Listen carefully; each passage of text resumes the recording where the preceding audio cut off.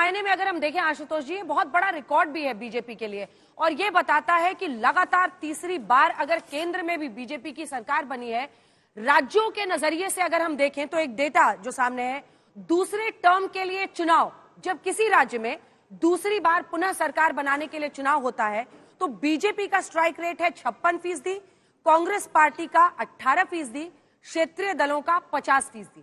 तीसरी बार किसी राज्य में चुनाव, जैसे कि हरियाणा हो या फिर आप जो केंद्र में सरकार बनी है वहां पर देखें तो बीजेपी 61% हो जाती है, कांग्रेस 16% पर, क्षेत्रीय दल 60%। यह भी अपने आप में दिखाता है कि थर्ड टाइम एक राज्य में स्ट्राइक करना और जनता का भरोसा जीतना, इस मामले में भी बीजेपी बहुत आगे दिख रही है। और हरियाणा उसका सबसे बड़ा रिजल्ट है, क्योंकि हरियाणा में आज तक किसी ने तीसरी बार जीत नहीं हासिल की थी। इसी के साथ नायब सिंह सैनी के लिए क्या कहेंगे? देखिए, सबसे बड़ी बात तो यह है कि भारतीय जनता पार्टी के लिए अपने आप में एक बहुत ही अविस्मरणीय ऐतिहासिक जीत है। वो इस लिहाज से ऐतिहासिक जीत है कि शायद ही कोई ऐसा पॉलिटिकल एनालिस्ट हो, पत्रकार हो या एग्जिट पोल, ओपिनियन पोल करने वाले जिन्होंने ये कहा हो कि भारतीय जनता पार्टी जीत रही है। जब सब लोग ये कह रहे थे कि भारतीय जनता पार्टी वहां हार रही है, कांग्रेस पार्टी की सरकार बन रही है, वैसे में तीसरी बार लगातार जीतना अपने आप में एक बहुत बड़ी उपलब्धि, इसमें कोई दो राय नहीं है। और इसका क्रेडिट काफी हद तक नायब सिंह सैनी को जाना भी चाहिए। बहुत सारे लोग होंगे जो कहेंगे कि नहीं, इसका क्रेडिट तो और लोगों को मिलना चाहिए, लेकिन मेरा मानना, नायब सिंह सैनी चूंकि इस चुनाव में फेस थे भारतीय जनता पार्टी के, वो कैंपेन को लीड कर रहे थे और उनके नाम पर काफी हद तक वोट पड़ा है, इसलिए ये उनकी अपने व्यक्तिगत तौर पर बड़ी उपलब्धि है। जहां तक लगातार चुनाव जीतने का प्रश्न है, तो मेरा स्पष्ट तौर पर मानना है कि 2000, अगर आप देखें 1996-97 के बाद से ऐसी बहुत सारी सरकारें हैं जो लगातार तीन बार जीतकर आई हैं।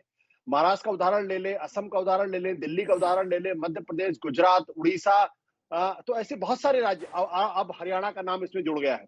तो ये एक पैटर्न ये दिखाई पड़ता है कि जिन राज्यों के अंदर वहां के लोगों को ये लगता है कि सरकार थोड़ा काम करते हुए दिख रही है, तो वो वाकई में उनको एक तरीके से देते हैं। अगर आप दिल्ली का भी उदाहरण ले लें तो अरविंद केजरीवाल लगातार 3 बार चुनाव जीते, 2013 में चुनाव जीता, 2015 में चुनाव जीता, 2020 में चुनाव जीता और 2024 में भी, 25 में भी वो एक तरीके की दावेदारी पेश कर रहे हैं। उसके पहले शीला दीक्षित लगातार 3 बार चुनाव जीती थी। तो ये भी दर्शाता है कि लोग अब सिर्फ सरकारों को हटाने के लिए वोट नहीं डालते हैं, बल्कि सरकारों के अगर लगे कि सरकार ठीक काम कर रही है या ठीक काम करते हुए दिख रही है, तो उनके पक्ष में भी वोट करते हैं। ताजा उदाहरण नरेंद्र मोदी का है, जो 2001 से लेकर लगातार अभी तक वहां सरकार 5 बार जीत चुके हैं। उड़ीसा के अंदर आप देखें लगातार 5 बार बीजेडी की सरकार बन चुकी है। तो ये काफी हद तक इस ओर दर्शाता है कि चीजें भारत के अंदर, जहां पहले ये होता था कि लोगों को हटाने के लिए सरकारें बनती हैं, अब कहीं ना कहीं लोगों को मौजूदा सरकार अगर ठीक काम कर रही है तो उसको बनाए रखने के लिए भी लोग वोट करते हैं। ठीक है विनोद जी, आपकी क्या राय है इस पर, दोनों ही चीजों पर? क्योंकि ऐतिहासिक जीत है ये कोई जिस तरीके से इस चुनाव में बीजेपी गई, ये तय था कि मनोहर लाल को लेकर एक नाराजगी दिख रही थी। वक्त रहते वही जो कई जगह वो स्कीम अपनाते हैं कि चेहरा बदलो और फिर चुनाव जीतो, वो यहां पर वक्त रहते उन्होंने स्ट्रैटेजी प्लान की। इस बार जो टिकटों का आवंटन हुआ, क्योंकि अगर आप जातियों के आधार पर भी देखें यहां पर, तो बीजेपी ने 19 ओबीसी को इस बार टिकट दिया था, 13 उनमें से जीत गए, 16 कुल जो अगर आप मिला लें तो 16 ओबीसी जीते हैं, चाहे दलित हो, डिप्राइव्ड शेड्यूल्ड ट्राइब्स हो। मतलब उन्होंने जिस तरह से इस बार अपने कार्ड को खेला है हर नजरिए में, अब लेकिन यही बात है कि जो जीता वो सिकंदर, फिर हर बात की उस तरीके से प्रशंसा होती है। निश्चित रूप से जो जीता है तो फिर उसके हिसाब से हम लोग विश्लेषण भी करते हैं। अगर यही बीजेपी हार जाती तो हम उसके तमाम कारणों के विश्लेषण करते हैं क्यों हारी। लेकिन ये बात सही है कि जब सबने उसके हार की कल्पना की थी, अभी कल की बात है, मैं संघ के एक वरिष्ठ पदाधिकारी से मिला था, एक पर्सनल मुलाकात थी, उसमें उनसे बात हो रही थी, तो उन्होंने कहा कि भारतीय जनता पार्टी के लोग जब आते थे तो कहते थे बहुत मुश्किल है हरियाणा में जीतना, लेकिन संघ के जो जमीनी कार्यकर्ता जो आते थे वो कहते थे इस बात को कि नहीं, हम सरकार बनाने जा रहे हैं, बनाएंगे, चाहे हम एक सीट हमारी ज्यादा आए बहुमत से, लेकिन हम बनाएंगे। बोले ये एक विरोधाभास था दोनों के फीडबैक में। तो ये जाहिर है कि हम लोग शायद, या जो विश्लेषण करने वाले या पत्रकार या सर्वेयर या एग्जिट पोल वाले शायद उतने नीचे तक नहीं पहुंच पाए जमीन तक जितना कि संघ के लोग पहुंचे होंगे, जैसा कि मुझे बताया उन्होंने। अब रही बात यह कि ये बात सही है, 2014 के बाद से कांग्रेस, जैसा भी आशुतोष ने बताया डिटेल में कि कांग्रेस ने भी कई राज्यों में 3-3 बार सरकार बनाई, आसाम में, महाराष्ट्र में, दिल्ली में, लेकिन 2014 के बाद, 2009 के बाद मान लीजिए, कांग्रेस कहीं भी दोबारा किसी राज्य में सरकार उसने नहीं बनाई है, बना सकी। लेकिन भारतीय जनता पार्टी का एक रिकॉर्ड ये है, अब गुजरात में तो अब शायद गिनना भूल जाएंगे कितनी बार सरकार बना ली उन्होंने। अब तो आप देख लीजिए मध्य प्रदेश में लगातार उनका किस तरह से रहा है, तो अब हरियाणा उसमें जुड़ गया। मुझे लगता है भारतीय जनता पार्टी की इस बात के लिए जरूर तारीफ की जानी चाहिए कि अगर एंटी इनकम्बेंसी भी हो तो कैसे वो उसको प्रो इनकम्बेंसी में बदलें। क्यों हरियाणा में एंटी इनकम्बेंसी थी, ये सब मानते थे, लेकिन उसको उन्होंने प्रो इनकम्बेंसी में बदला।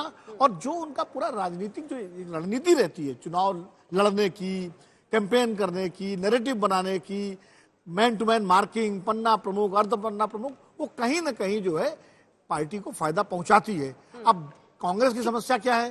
कांग्रेस इन सब चीजों वो मुद्दा तो खड़ा कर देती है, थोड़ा बहुत परसेप्शन बिल्डअप कर लेती है, लेकिन ग्राउंड पर जो वर्क करना चाहिए वहां पार्टी चुनाव नहीं लड़ती, वहां कैंडिडेट चुनाव लड़ता है। हाँ। और जिससे जो मजबूत कैंडिडेट होता है वो तो निकल जाता है, और जो कमजोर कैंडिडेट होते हैं उनका निकलना मुश्किल है। मैं लौट रही हूँ आपके पास, एक बार सीधा चलते हैं मंजीत सहगल के पास। मंजीत, कुछ चेहरे अब मंच पर दिखाई दे रहे हैं, अगर आप बता सके कौन कौन है जो शपथ अभी लेने ही वाले हैं सारे लोग, और कितनी देर में हम माने कि अब यहाँ पर और भी सरगर्मी जो है वो बढ़ेगी। चिराग पासवान पर भी चर्चा, क्योंकि एनडीए के भी लोग आज शामिल हो रहे हैं, अशोक भी हमारे साथ जुड़ेंगे। एनडीए के लोगों को भी लाकर एक बड़ा संदेश सरकार देने की कोशिश कर रही है। चिराग पासवान वहां पर पहुंचे हुए दिखाई दे रहे हैं। ये योगी आदित्यनाथ को आप देख रहे हैं, उत्तर प्रदेश के मुख्यमंत्री, जो बड़े चेहरे हैं, जो तमाम मुख्यमंत्री हैं, उप मुख्यमंत्री ब्रजेश पाठक वहां पर पहुंचे हुए थे, केशव प्रसाद मौर्य। जल्दी से अशोक हमारे साथ जुड़ गए हैं फिर से। अशोक, कौन कौन मंच पर पहुंच गया है? तस्वीरें आ रही हैं, योगी आदित्यनाथ भी पहुंच गए हैं।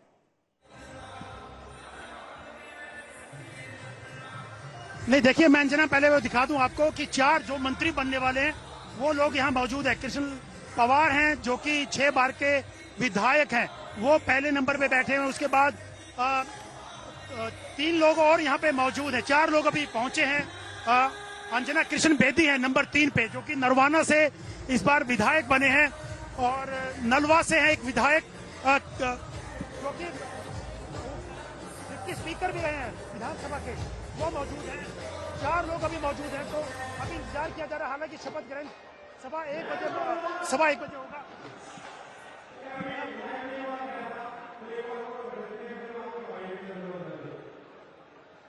तो सबका आवाज पहुंच रही है। जी बोलिए। श्याम सिंह राणा है यहाँ पर, श्याम सिंह राणा। श्याम सिंह राणा है, कृष्ण बेदी है, कृष्ण पवार है, आरती राव अभी आई थी। आरती राव जो पहली बार अकेली से ठीक है। अब श्रुति चौधरी भी आती हुई दिखाई दे रही है। इससे पहले जो एक महिला बैठी हुई है वो आरती राव है, वो महेंद्रगढ़ जिले की अटेली सीट से विधायक है, पहली बार वो विधायक बनी है और उनको मौका मिल रहा है। और श्रुति चौधरी भी अब आपको दिखाई दे रही है, जो कि किरण चौधरी की बेटी है। जल्दी से मंजीत, आप जुड़ गए हमारे साथ, क्या कुछ हो रहा है वहां पर, अगर तस्वीरें दिखाएं और बताएं। जो शपथ लेने वाले हैं सब मंच पर पहुंच रहे हैं। देखिए अंजना, धीरे धीरे जिन लोगों को आज मंत्री पद की शपथ दिलाई जानी है, धीरे धीरे यहाँ पर पहुंचना शुरू हो गए। इस वक्त 13 कुर्सियां मंच पर लगी हुई हैं। मंच को 2 भागों में बांटा गया है। एक मंच जिसमें अति विशिष्ट लोग बैठेंगे, चाहे प्रधानमंत्री हो, नायब सिंह सैनी हो, अमित शाह हो। दूसरी तरफ में आप देखिए इस वक्त नायब सिंह सैनी का परिवार है। सबसे पहले उनकी माताजी बैठी हुई है, उनके साथ उनकी धर्मपत्नी है, साथ में उनकी बेटी है और बेटा है। और उनके पीछे देखिए भारतीय जनता पार्टी के दूसरे राज्यों से आए हुए जितने भी नेता हैं उनको इस मंच पर बिठाया गया है। सामने हमें राजीव बिंदल दिखाई दे रहे हैं, हिमाचल प्रदेश भाजपा अध्यक्ष, और बाकी सभी राज्यों के जितने भी गणमान्य व्यक्ति हैं यहाँ पर पहुंचे हैं। मंच की अगर एक बार फिर से बात कर ले, मंत्रिमंडल की करें अंजना, तो हम लोग इसमें जातीय समीकरण देखेंगे, देखेंगे। कुल 13 पद नायब सिंह सैनी के मंत्रिमंडल में होंगे, उनमें 2 लगभग जाट वर्ग के लिए होंगे, 2 ब्राह्मण समुदाय से लिए जा सकते हैं, 2 दलित समुदाय से लिए जा सकते हैं। और दलित समुदाय के जो विधायक वो इस वक्त मंच पर पहले ही पहुंच चुके हैं। और ओबीसी के लगभग 3 से 4 जो एमएलए मंत्रिमंडल में शामिल किया जा सकता है, तो अभी थोड़ी देर में जितने भी पूरे विधायक यहाँ पर लगी हुई है, यहाँ आना शुरू हो गए हैं। और लगभग 7-8 ऐसे जिनको बाकायदा फोन कॉल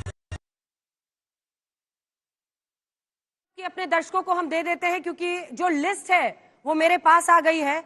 नायब सिंह सैनी मुख्यमंत्री के तौर पर शपथ लेंगे और जो अन्य मंत्री उनके साथ शपथ ले रहे हैं उसमें अनिल विज, कृष्णलाल पंवार, राव नरवीर, महिपाल ढांडा जो कि जाट समुदाय से आते हैं, उसके बाद विपुल गोयल जो कि वैश्य समुदाय से आते हैं, अरविंद शर्मा जो कि ब्राह्मण हैं, श्याम सिंह राणा जो कि राजपूत हैं, रणबीर गंगवा जो कि ओबीसी से आते हैं, कृष्ण बेदी जो कि शेड्यूल कास्ट से हैं, श्रुति चौधरी जाट समुदाय से, आरती राव यादव समुदाय, आपको पता होगा आरती राव जो है वो केंद्रीय मंत्री इंद्रजीत राव की बेटी हैं, राजेश नगर जो कि गुज्जर हैं, गौरव गौतम जो कि ब्राह्मण हैं। तो कुल मिलाकर 14 लोग आज शपथ लेंगे, जिसमें 13 मंत्री होंगे और नायब सिंह सैनी होंगे।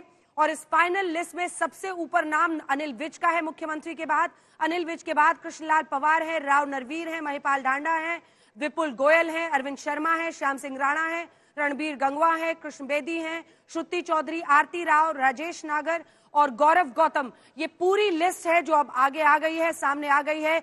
ये सभी लोग आज शपथ लेने वाले हैं।